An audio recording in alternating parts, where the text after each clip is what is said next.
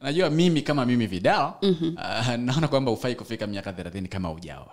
Sasa ushaoa, labda mke wa kwanza, wa pili, wa tatu, labda kifo kikaja, labda ugonjwa, labda nini, alafu miaka imeendaenda. At what point kama uko widow for example ama widower, are you supposed to say to sasa hivi let me just live like that, usioe ama usiolewe? Unajua ina depend kwamba yule ambaye amekuacha na mzigo upi. Masi, for example, God forbid, kwamba mke ameaga, amekuachia mtoto wa miezi 6. You know you have to marry. Ina depend na mzigo ambao umeachiwa, lakini kama umezaa watoto wako pale university, ulikuwa ushamaliza kulea, then why should you marry?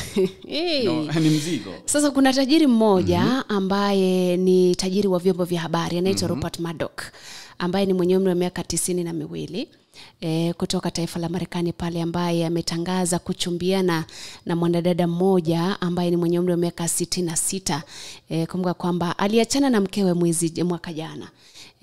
Mke ambaye wamekaa naye miaka mingi, na akaamua kuchumbiana na huyu ambaye ni B. Smith, ambaye alikuwa ni mkewe marehemu Chester Smith, ambaye alikuwa mwigizaji wa televisheni na radio pale. Kwa hivyo nasema kwamba at whatever age you just find love. Kwa sababu tulimuona pale manzi wa Kibera.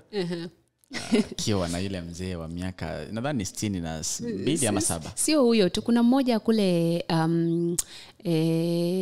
Bonde la Ufa, ambaye aliolewa, wameoana, wamekaa kwa muda mrefu, alafu wakafunga ndoa akiwa wamezeka kabisa. Akisema kwamba mimi huyu nampenda kwa sababu anisumbui, ananipenda. Si kama yule ambaye nilitoroka kule, ambaye kwa kweli alikuwa ananichapa, inabidi nitoroke nyumbani, mambo kama hayo.